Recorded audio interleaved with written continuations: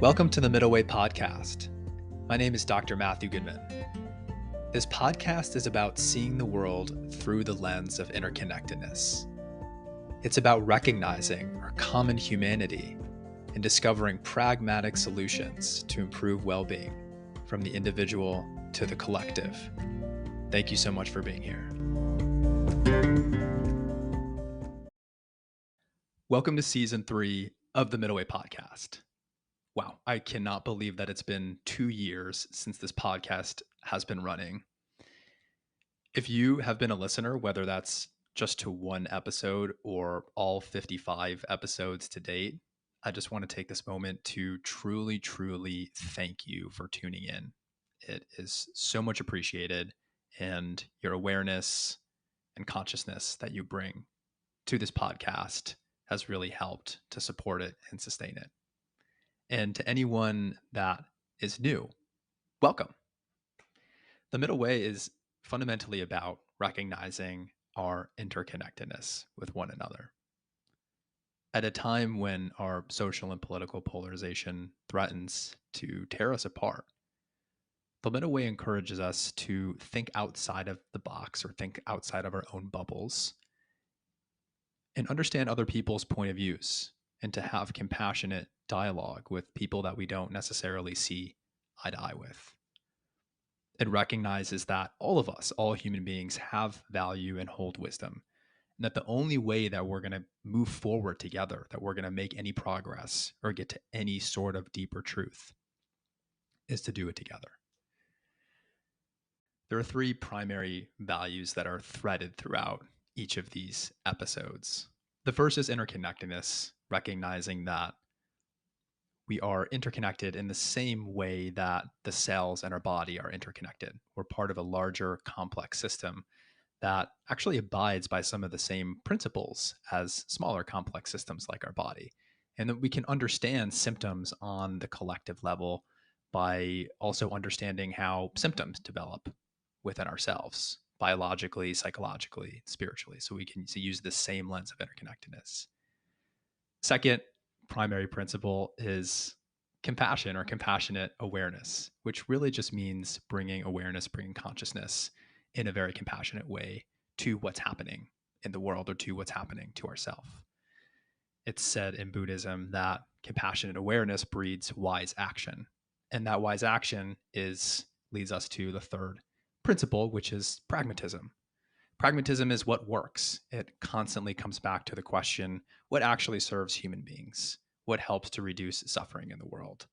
And recognizing our interconnectedness, bringing compassionate awareness to what's happening leads ultimately to pragmatic and wise action. So if you're someone who is tired of left-right polarizing dynamics, if you care about seeing a more compassionate world, but are ready to cut through the political games that keep us stuck and separate, if you favor pragmatic solutions to our problems individually and collectively over ideology, if you consider yourself an outside of the box thinker, or if you lead from your heart, then you were in the right place. Okay, so on to this episode. I think this episode is one that might elicit a bit of defensiveness in some of us, at least on its face. I was a bit hesitant on the title because I don't want to alienate anyone. But ultimately, I think that the title is representative of the content of the episode. So this is based on a blog post that I wrote. And it really took me a long time to put this into words. It's something that has been percolating within my own consciousness for some time. And I wondered if it was there within other people as well. And it really took me a while to get this into words and to put it on paper in a way that makes sense. And so I'm curious to hear if this resonates with other people, and maybe if you have had similar thoughts or ideas or a similar perspective, and also the points where you disagree or see things differently. So as with any episode, I would love to hear your thoughts, your feedback. Always feel free to reach out. And just a quick note on some things to come this season to look forward to before we jump into the episode. I really want to set the intention over the next year or so to have more dialogue on this podcast in addition to the interviews and the solo episodes between people who disagree on things. And this could be having dialogue on a social or political topic or anything else that people disagree with. Even if it's just two people, whether you're a friend or you're a couple or it's a father and a son or whatever it is, but really having this as a space to model having productive conversations with one another, utilizing and modeling these skills of being able to listen deeply, cultivate empathy and understanding, find common ground with one another, but also where we disagree, and still holding firm on our beliefs and values. It doesn't mean that we give up any ground on what we firmly believe in, just that we understand someone else's perspective as well and can demonstrate that. And commit to this process of hopefully being able to be in collaboration of finding a deeper truth together. As I said at the outset, I believe that our path forward is not either going in the direction of the left or the direction of the right. And it's not necessarily in the middle either. I think the middle way can appear a bit of a misnomer, like it's about being a moderate on every issue or finding some sort of compromise. But the middle way is more about the qualities of mind that we bring to these conversations so that we can find this deeper truth together. That might be in the direction of the left, it might be in the direction of the right, might be in the direction of the middle. We don't really know, but it definitely calls upon what the Buddha described as the middle path. And that middle path involves these qualities of mind, of cultivating mindfulness, compassion, and this quality of not knowing. This quality in Zen that we describe as not knowing, basically. And this is what keeps us on the path together of discovering something new together, whereas ideology keeps us in the know and keeps us stuck and stagnant. Being open and not knowing keeps us on a path of constant discovery and constant evolution together. That was a very long-winded way of saying that. I would love for this to be a space for that, where we can have people on to debate and talk about different ideas, especially that ideas that are very poignant and relevant in our society right now, to be able to model these skills, because I think that they're so important for us moving together as a species. Okay, with that said, please reach out if you have any ideas on doing that, or you want to come on the show, or you want to nominate someone. And I really hope you enjoy this episode. Thank you so much for listening. There's growing division between the political left and right. I know, this is not a very astute observation. Bears defecate in the woods, birds fly, Grizzly Adams had a beard, which I actually didn't know until that guy from the movie Happy Gilmore confidently reassured us. These are all statements of fact. There's hardly a need to say them out loud. Yet there's something seemingly obvious, something that should be named about the spiral of polarization occurring between the left and right that is rarely said. The fact that it remains unspoken is what I believe makes it so insidious. I believe that if we could bring this topic into our collective discourse, then it would actually help reverse the spiral of polarization that's threatening to sink our society. I believe that we need to talk more explicitly about compassion, what it means, and how to implement it. Let me offer some context here. It's probably fair to say that the desire for a more compassionate world has motivated the social and political left for decades, spanning from east to west. Socialism, communism, and the vision of capitalism today are undergirded by the wish to see people suffering less. And let me make this very clear, you won't find any objections from me on this point. Seeing a world with more compassion and acknowledgement of our shared humanity is one of the things that I care most about in life. Yet, the underlying intentions of a movement are not necessarily the same forces that perpetuate it. The wish for more compassion can be obscured by the mechanisms contrived to serve the idea of compassion rather than compassion in effect, meaning what actually reduces suffering in reality on the ground. This was evident all throughout the 20th century as we saw movements that were designed to uphold the idea or the ideology of compassion, but in effect ended up with an unspeakable amount of suffering and tragedy for many millions of people. I want to attempt to make the case here that because the modern left, or we might say woke initiatives, are failing to explicitly name their core aim, which I personally, this is just my opinion, see as this aim as being more compassionate to people. I feel that this is at the core of what we would describe as woke or left today. Being more compassionate to people, being kinder to people, the mission to engender more compassion and kindness towards people who are suffering in some way. But because the left is failing to just explicitly name this motivation, that this aim is sort of become a shadow version of itself that are leading to increasingly more outlandish, distracted, and desperate attempts to install this belief or this feeling of compassion into the minds of other people as these projects are repeatedly resisted by the right. So let me try to just spell this out a little bit more before I move on, because I think that this sounds a little bit confusing. Let me try to say this another way. I think that because the left is failing to identify their core intention, which is compassion, it's leading to greater and greater efforts to produce compassion in other people without actually saying compassion.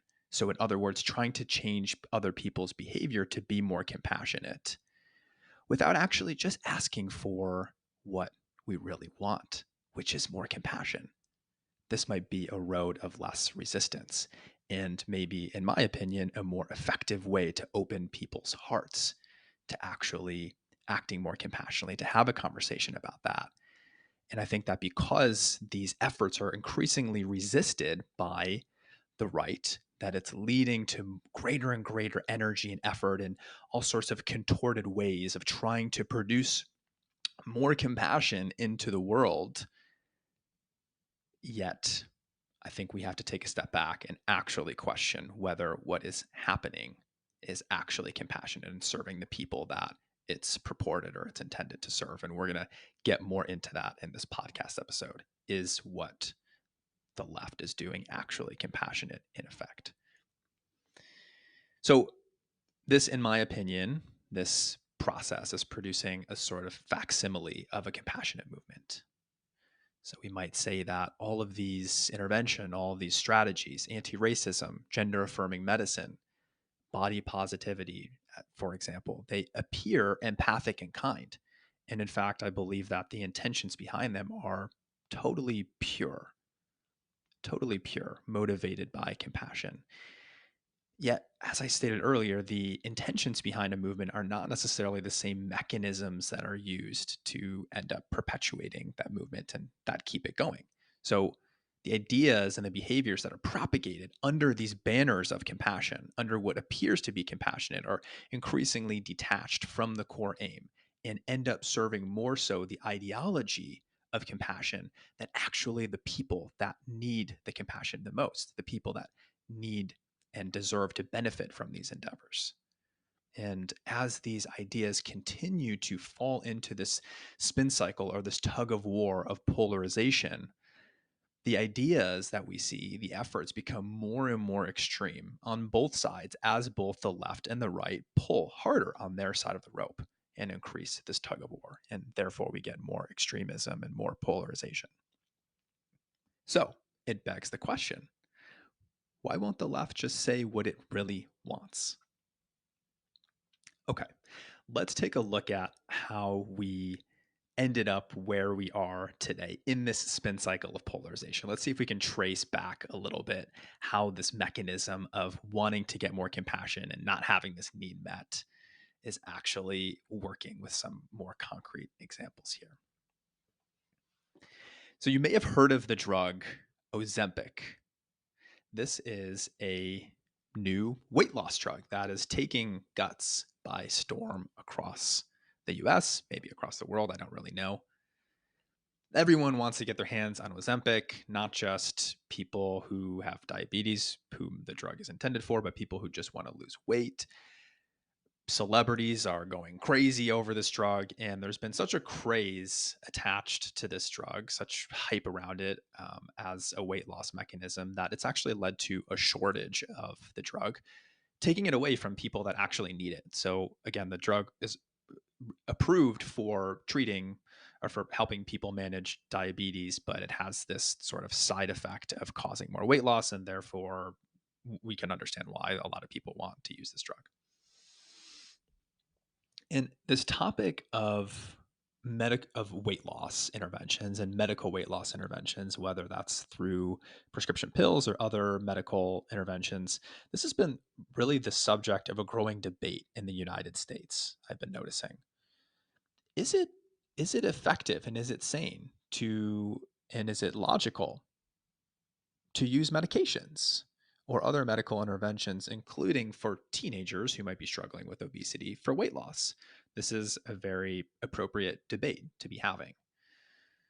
And the debate seems to be getting divided into a couple different ideological or philosophical camps. So on the one hand, there's might be the camp that is proposing that weight loss is simply a matter of willpower or a lack of willpower, and that people just need to exercise more and they just need to eat better, and it's as simple as that. And then in the other camp, the underlying belief or philosophy is that obesity is something that is genetic, it's a brain disease, it's something that people have no control over.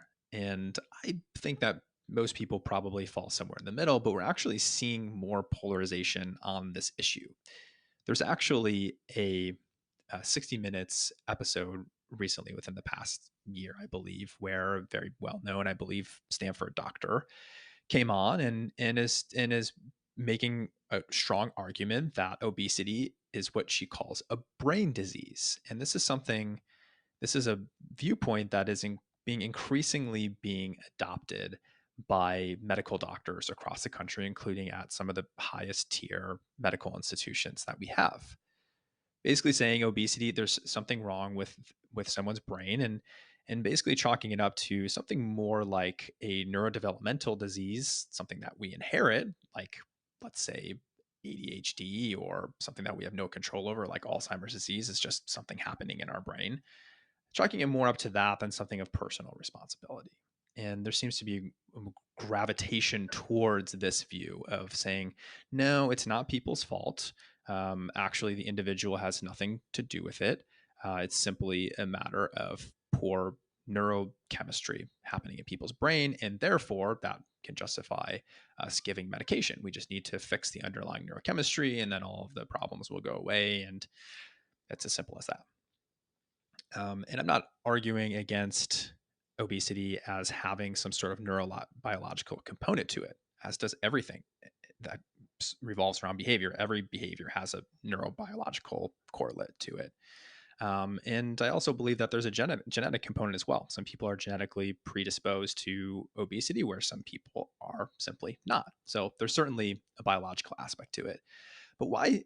My question is, why suddenly is there more of a push? Why is there more of a coalescence, especially it seems like around people with a certain philosophical or political bend, to classify obesity as a brain disease? Why is there this push now, this trend of more towards prescribing medication to treat obesity, especially even for adolescents, prescribing these pills like Ozempic to 12-year-olds who are struggling with obesity, and using that as sort of a frontline treatment? And I'm not saying that these doctors don't acknowledge or encourage lifestyle changes like exercise and diet, but there seems to be more of a reliance. And this is what there's a great episode, for example, from Barry Weiss's podcast, honestly, on this, having doctors on this debating this topic. So, my question is, what's going on here? Why is this happening? Why is there suddenly this ambition to sort of vanquish the role of personal responsibility away from the individual? Why is this happening? And I believe that this is partly motivated by the desire to have people be more compassionate towards people who are struggling with obesity or struggling with weight loss. That's my perspective, is that the doctors are motivated by this desire, this growing desire that's continuing to grow in our consciousness and in our collective, to say, hey, be nicer to people who are struggling. Be nicer. This is actually this is not their fault. This is something else. But as I'm arguing in this piece here, I think that we can actually be compassionate towards other people, have deep, deep fundamental compassion for the struggle, for how difficult it is to lose weight, without necessarily taking away the role of personal choice or responsibility. We can have both at the same time. And in fact, it might even be the case that by removing the role of personal responsibility, even though this might appear compassionate on the surface and might be motivated by this wish for more compassion, to be more kind to people, to not blame them, it's not their fault. This actually, in effect, what I'm arguing here might not be so compassionate, because who knows at the end of the day whether that approach serves people? What if it turns out that it's some sort of mix between medication and lifestyle changes? What if it turns out that lifestyle changes end up being more effective or make people happier or feel more, have a greater sense of self esteem or self efficacy? We don't really know that. And to just blindly follow this sort of underlying cultural, social, political wave to try to increase compassion in people might not actually be the most compassionate thing for people. Okay, so let's look at some other examples of how these spirals of polarization are occurring between the left and the right. Just as another example, the left's advocacy for gender affirming medical interventions in youth, I think, can be mapped to a similar process. What began, I believe, with very deep and caring intentions to support kids who are struggling. I personally can't imagine how difficult it must be to confront the sense of being in a mismatched body, let alone facing the social stigma and the psychosocial stressors that come along with that. But what began as this caring core intention, I believe, is evolving into a unequivocal encouragement, a hasty, rapid, uncritical encouragement of interventions, medical interventions for transgender youth that actually at best have minimal scientific support. In fact, there are many European countries, including those that we look up to in many other aspects, the UK, the Scandinavian countries like Finland, Denmark. These countries are actually restricting these interventions now based on a lack of favorable evidence. And I did a podcast episode with the journalist Jesse Singal, who has written extensively about this and who talks, I think, very fairly about this. And we talk about the state of the scientific evidence in this area. But here's how I think this process is unfolding and how it's actually creating more polarization, and I would argue less helpful or less compassionate behaviors in effect. So it begins with the left bringing attention to the struggles of transgender youth, struggles that are, of course, very real and should concern all of us. We should all be paying attention to these struggles. We should all be opening our hearts to these struggles. This is the first plea. Pay attention. Look, this is happening. We need to be more compassionate, okay? Everyone, be more compassionate. This is the first sort of step that happens in this escalation process. So now, at this point, there might be just a small faction of people on the right who might be a little bit skeptical of trans anything due to, let's say, religious beliefs or who knows what. And so this bleeds out a little bit into people on the right, and the first just initial signs of resistance are evident. So I think we could actually trace this process back over the past like 10 or so years. I think before this became such a polarizing issue. It really wasn't that polarizing before, I don't think, except for some people. So there's a little bit of resistance happening, I think, to anything sort of around trans people because of, again, let's say religious beliefs. So at this point now, the left perceives this resistance. They see this resistance happening and are forced in some way to kind of up the ante.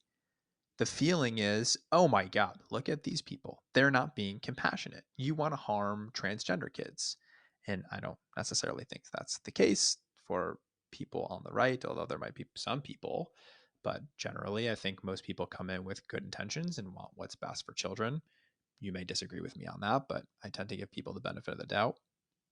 But that's the perception of you're not being compassionate, you're not being kind.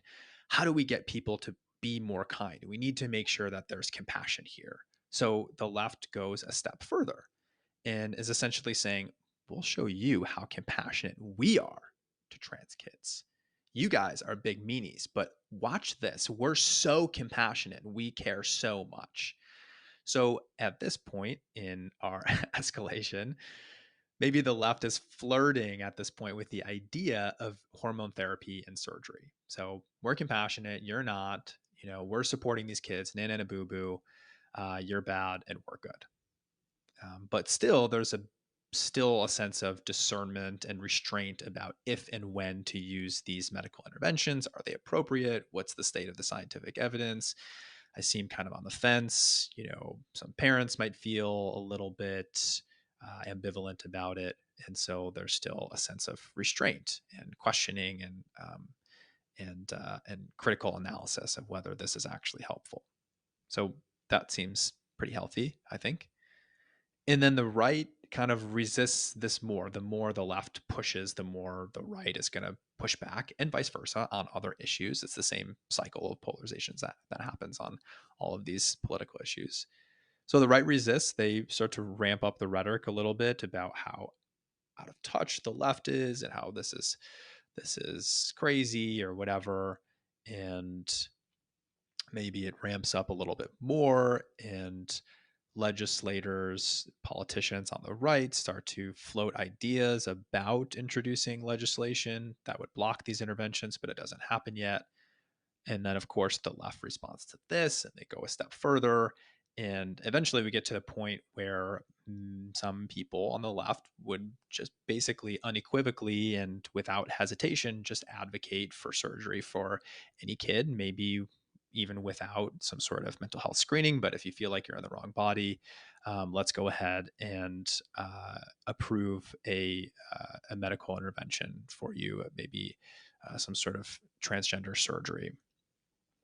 And I think it would be unfair to kind of classify like most people on the left. I think maybe that's probably what people on the right tend to do, is to try to classify everyone and lump everyone into that category.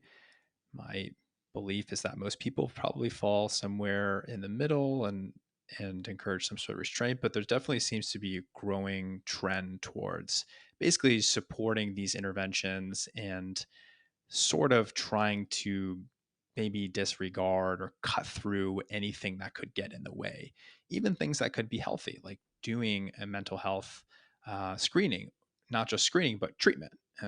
Some people would suggest that doing therapy actually is denying someone's gender, and that's not gender affirming doing therapy.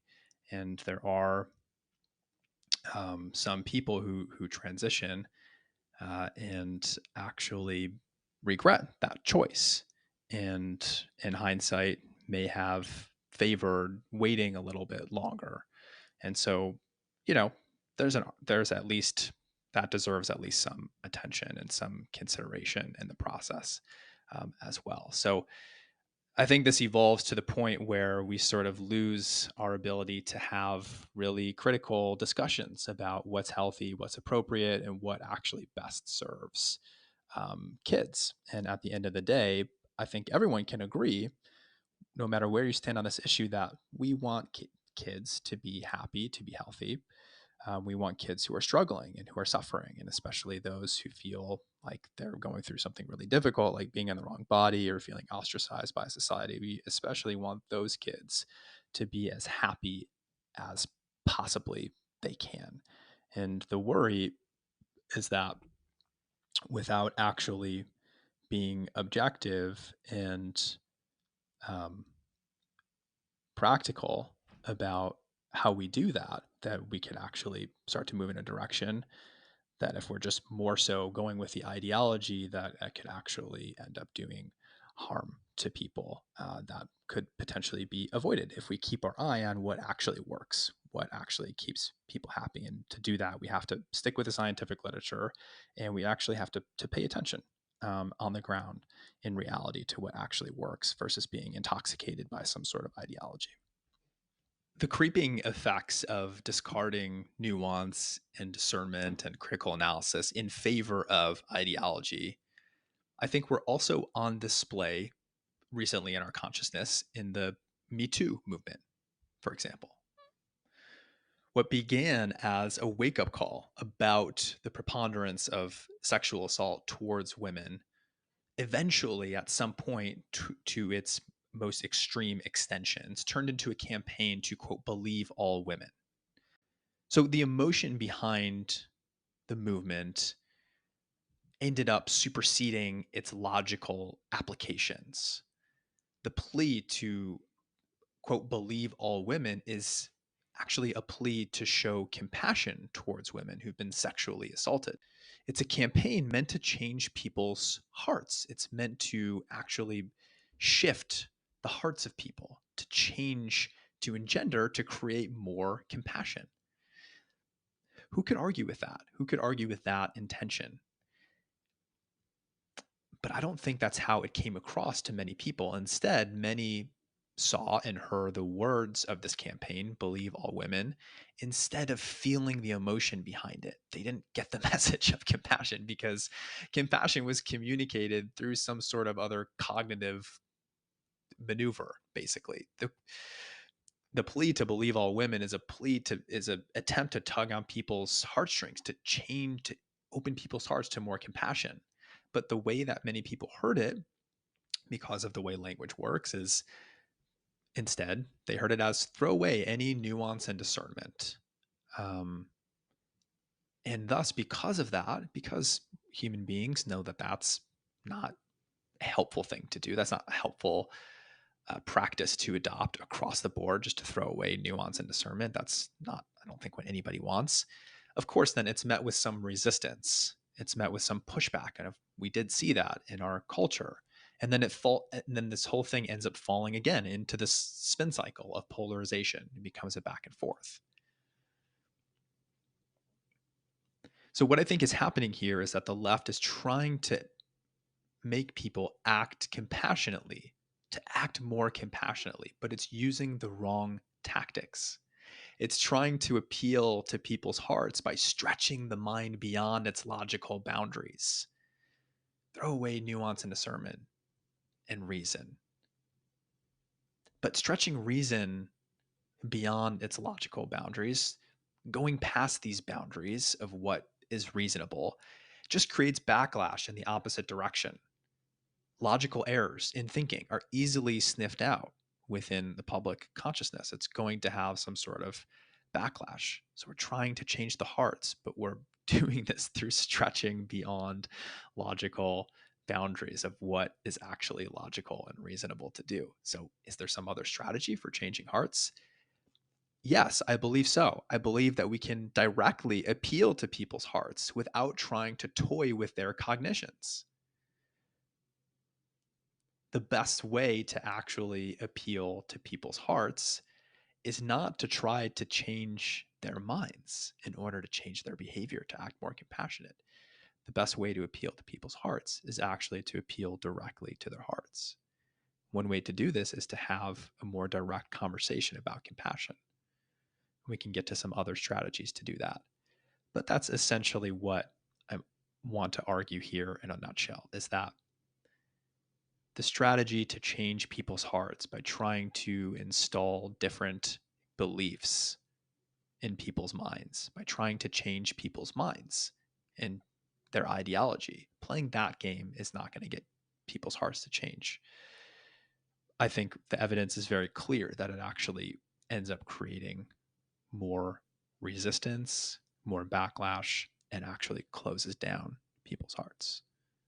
So, can we be more compassionate and ask for what we really want? Or can we be more direct and ask for what we really want, which is more compassion? Let's look at one more example here. And hopefully this is resonating. And I hope that it doesn't come off as too critical. The polarizing effects of a misguided compassion campaign is how I would sort of summarize it. These effects, these polarizing effects, are also clear in the anti-racism and the abortion rights and in the climate battles that are taking place within the US and abroad. On the climate front, for example, early warnings about our warming Earth were full of heart and free of politics. How is that political at all? I think this is what probably stupefies most people and frustrates most people. It's like, this is not, should be not be a political issue. But eventually it did become a political issue. So initially there was just simply the desire to save the planet. I think if this is communicated in a skillful and strategic way, then we could get everyone on board with that. Everyone cares about the earth. But the problem is that the language and the strategies and the ideologies end up become political. So today that desire still exists. However, the toxic effects of polarization have clouded our ability to see pragmatic solutions. We have fallen into different ideologies about what climate change is. So, for example, there is a phenomenon that many people are aware of now called carbon tunnel vision. This is basically the phenomenon of focusing exclusively on cutting carbon emissions as the single only, method to fighting climate change, when we know that there are a number of other factors that are involved in climate change, like deforestation, soil degradation, loss of biodiversity. These are also key contributors to climate change. But we've become myopic to these because what is talked about mostly and what people are just grabbing onto is simply about cutting carbon emissions. And that's what most companies tend to focus on to make themselves look good. And that's what we can easily, grasp within the political space. But there's no discussion about these other things. And so the game is no longer about doing what works, but doing what promotes and defends our ideological side. So we're stuck in a battle of this. And I think in our minds, we end up making this really simplistic and turning this into who's good and who's bad, who's nice. The people who are fighting for climate change and support that sort of legislation, we're nice, and the other people are mean. They're just a bunch of big meanies.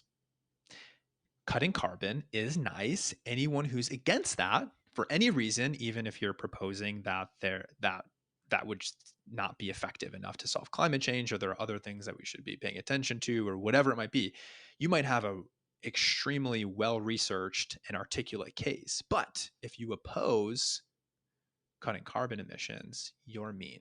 So this is the game that it's turned into. It becomes a political game of, this is what our team believes, this is what their team believes, this is our ideology, their ideology. And then we lose sight of actually having a discussion and paying attention to what is pragmatic, what actually works, and probably lose our ability to learn new things about what contributes to climate change. And we really need to do that. We really need to keep our minds open and our eyes open and our hearts open. So it's who's nice and who's mean. The only problem is that I'm not asking you directly to be nice. I'm not asking directly for more compassion.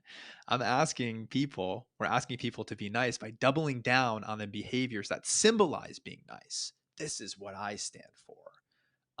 I support this. I support cutting carbon emissions. And I'm not saying that this is a bad thing. I think that you should. I think this is just only one piece of it, but this is what I support. I'm nice. So we're supporting things that symbolize being nice. I'm on team nice. They're on team mean.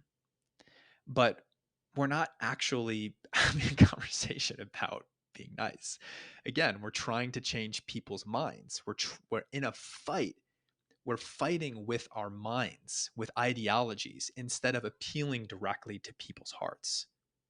We need to go for the heart. And one way to do that, as we have maybe ad nauseum already mentioned, is to directly ask for that, or to have conversations, to listen to people, actually to not try to change people's mind. If you have ever had a conversation with someone about politics, you may have experienced the experience of people becoming more resistant the more you try to argue your side. And this is just basic psychology. So the more we try to argue or persuade or lecture or whatever it is, whether it's on an individual level or collective level, usually the more defensive people become. Usually people are not at the end of that conversation, if it's approached in that way, say, oh my God, yeah, I'm going to just discard everything that I thought was true about myself and my life, and I'm going to adopt your beliefs. That rarely works. But the way, if you do want to move the needle on that, if you want to move someone closer to your side, the best way to do that, the most effective way to do that, is to not try to persuade them at all. It's actually to listen to them, to their side, to be curious, to ask questions, to try to find some common ground. This opens people's hearts. This is true compassion. Compassion isn't trying to convince people to change their mind or to act in a different way that's more in line with your views. Compassion is meeting the other person where they're at. And when we do that, when we cross the bridge into someone else's side, that opens people's hearts. And when we cross that bridge to their side, they're more likely to cross the bridge into our side. So if we want to change minds, we have to start with the heart. We have to go directly for people's hearts. That's really the takeaway here. So I don't know about you, but for me, on some level, I feel like all of this stuff in the recent years somehow circles back to Trump, or maybe rather what he represents and the forces that preceded him. But certainly these types of tug-of-war battles have picked up since Trump came on the scene. Essentially, what this means is that the left and the right are in a moral tug-of-war. The left perceiving the right as a bunch of big meanies, and it certainly doesn't help when Trump gets into the ring and throws his weight behind some of this. He's not the nicest person in the world. And the problem is that just like in an actual tug of war, the harder that one side pulls, the harder the other side pulls. And as long as we're holding on to the rope for dear life, as long as we're clutching our identities and our ideologies, we'll continue to see big momentum swings in both directions until eventually one side collapses or the rope itself tears apart. And we have to ask ourselves, do we really want that? Is there some other way? Is there some other way of being compassionate towards people without the polarizing initiatives that we're relying on today? And I believe that there is. And I believe that we can really deeply care about people and really open our hearts to people and help other people to do the same, to collectively open our hearts and to really truly inspire more compassion in the world without playing this ideological game. I think the game distracts us.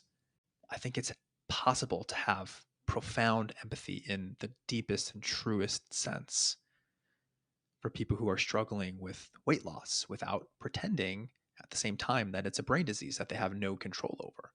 We can truly, truly have the deepest sense of compassion for how difficult that is, and to truly wish the best for people, to want to be happy and to be the person that they want to be, whatever that means, not who we want them to be, but who they want to be.